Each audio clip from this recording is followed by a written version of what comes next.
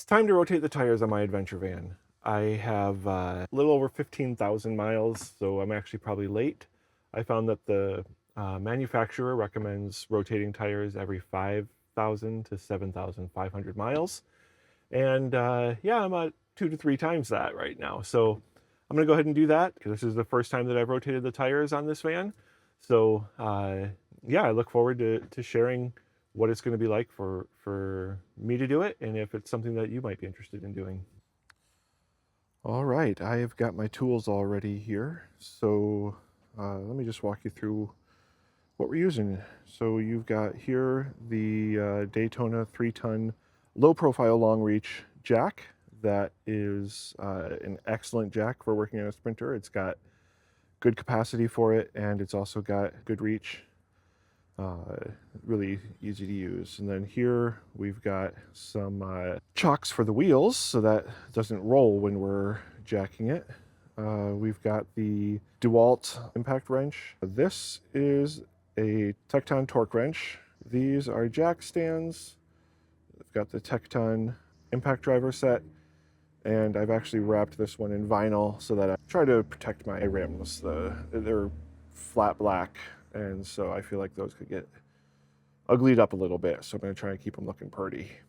All right, on the 2026 Revel, we've got these little covers for your bolts that just pull right off. All right, so that's that. And now I will get my impact driver and break these guys loose.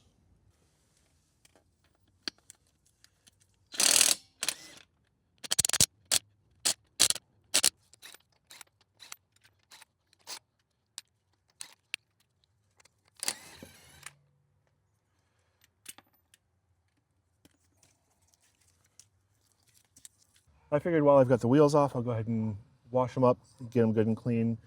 It's not often that I get this good of access to them, so let's go ahead and do that. Now, there are a couple of things that I want to mention.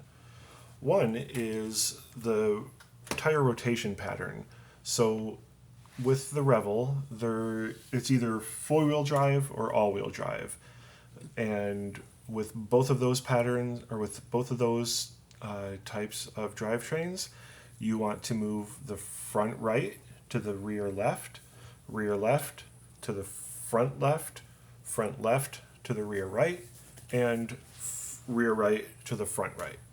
So basically you're crossing your fronts as you move them back, and you are moving your rears straight forward.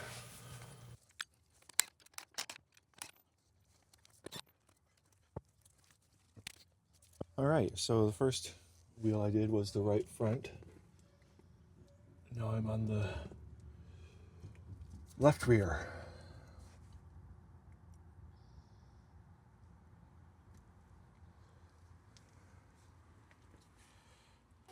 Okay, I've got the wheel on here. It was surprisingly difficult to get it on. There we go. So, just gonna finger tighten this one. And then throw on the next one. And I think once I get these two finger tightened, we should be good. All right, so the wheel is now on there good. Go ahead and get these guys started. So there is a trick I learned. On my next wheel, I will walk you through it. All right, I'm gonna leave those just like that for now. I will come back with the torque wrench to tighten them up finally and go from there. But for now, that's wheel number one.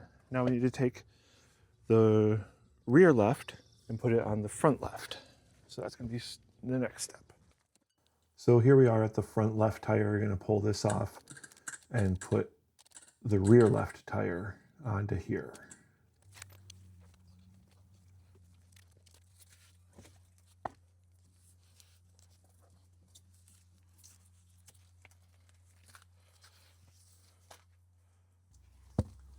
I'm gonna take a look at the brakes here. While I've got the wheel off, it's a good time to check and make sure that my brake pads don't seem to be wearing too quickly or any problems there. So that's what I'm looking at here. All right, so here's the trick. There is this ring right here. That's what the wheel sits on. I don't know if you can see that clearly.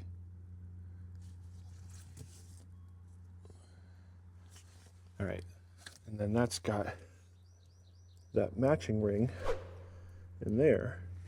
So what you need to do, as you lift the wheel onto the hub, you want to make sure that those rings that I showed you are lined up, and also make sure that the lug nut or the lug bolt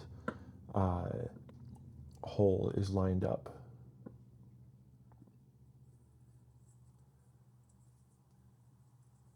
I'm going to use the flashlight on my impact wrench here to make sure that it looks like it's lined up.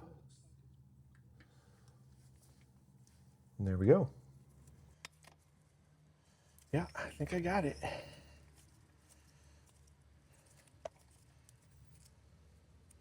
So now that'll hold it on there. One thing I learned is that you should tighten your bolts in a star pattern. When I put them on here, they don't exactly follow that star pattern, but when I tighten them, you'll see that they do. And I'll go ahead and put a diagram up here as well, so that you can see, you kind of go across, and then not quite across, and then across, and then not quite across. Hopefully the diagram here will make it clearer.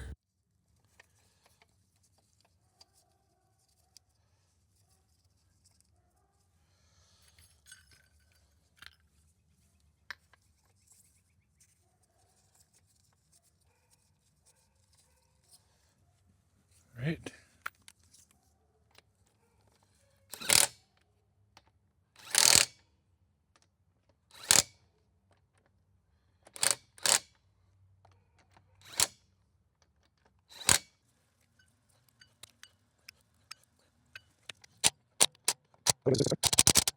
Oh, by the way, this is the left front wheel going on to the right rear of the van.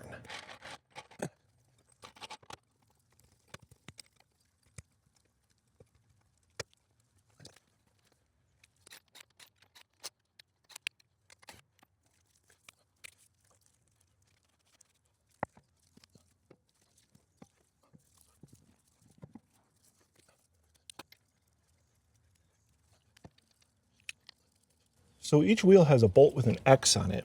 I'm not sure exactly what that means. If you know, please leave a comment and pass that along. I actually looked this up, and it looks like it is just some factory markings that are used just for different purposes in the factory. It's not anything that we really need to pay any attention to. There we go. And now, all right, well, you can see how sweaty I am. I've got one more wheel to do. I'm gonna go give it a good clean, and then I'm gonna bring it back and put it on the front right. We're gonna be all set.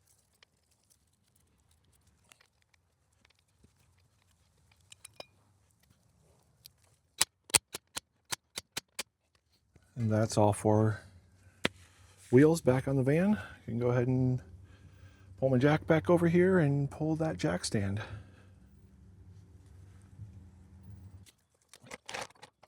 No, I don't want to catch that lip. I want to get it right in the center of that dimple that comes out. I'm off my jack stand.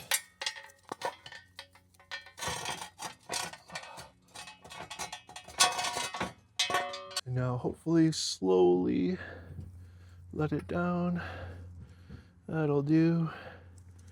And there we go. We are back on all 4 wheels. What's left is to torque all the bolts, check air pressures, and take it for a little test drive. All right, now it's time to torque these guys. Specs say that you want to take them to 125. So I don't know if you can see that very well. There's 120, 2, 3, 4, 5. 125. I'm going to be quiet here so that you can hear the clicking of the torque wrench. That's really important.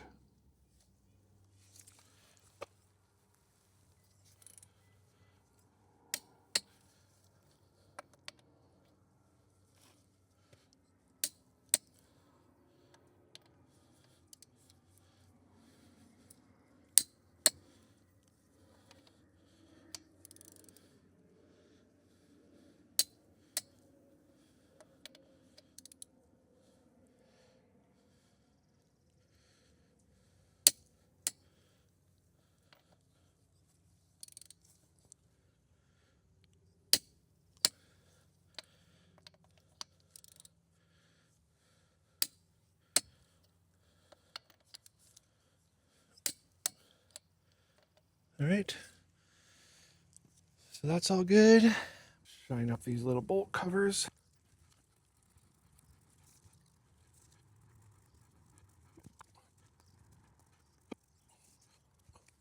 Totally unnecessary step. This is just my little bit of perfectionism.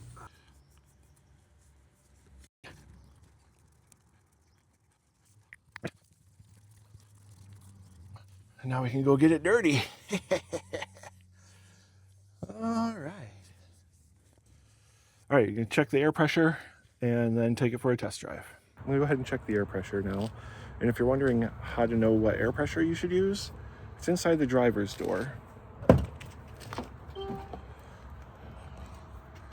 You'll find, so there's the original sticker from Mercedes, and then there's this other sticker that Winnebago put over it because it's a different set of tires, different suspension and everything, and it is sideways. So I will read it for you. So on the front,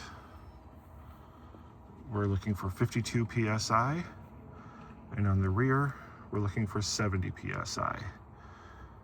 So we're gonna go for 52 on the fronts, high, and 70 on the rears. All right, measured at 69.9, which is almost 70, which is what the rears are supposed to be at. So I'm gonna go ahead and let some out here.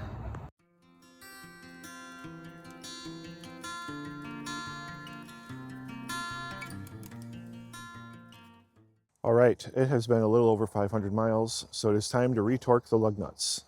I'm gonna go ahead and grab my torque wrench and work my way around the van, retorque all the lug nuts. Let's do this.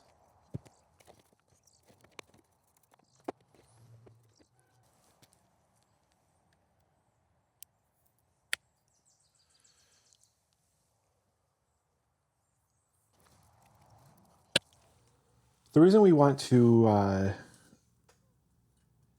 tighten the lug nuts after a few hundred miles is because they can just naturally tighten from the vibrations and everything. They can just get loose after a few hundred miles. So we just want to re-secure them, make sure that all is well, and that'll keep us safe.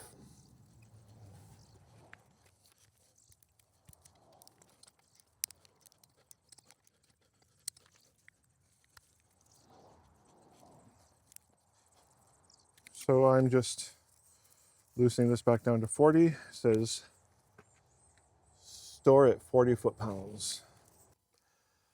Okay, the tires on the van are rotated. The lug nuts have been retorqued, and the van is driving great. So I wanted to go ahead and wrap up this video. I did find out that with recording, it took me about an hour and 20 minutes to get the tires rotated. But I think that I could probably do it in 40 to 45 minutes if I wasn't recording and kind of walking through all the different steps. And I think with some practice, I could realistically probably get it down to even 30 minutes. So that's kind of just like the time frame that it took me. I also wanted to make a note. I did adjust the tire pressure. I just forgot to record it. I'm sorry about that. But that is taken care of.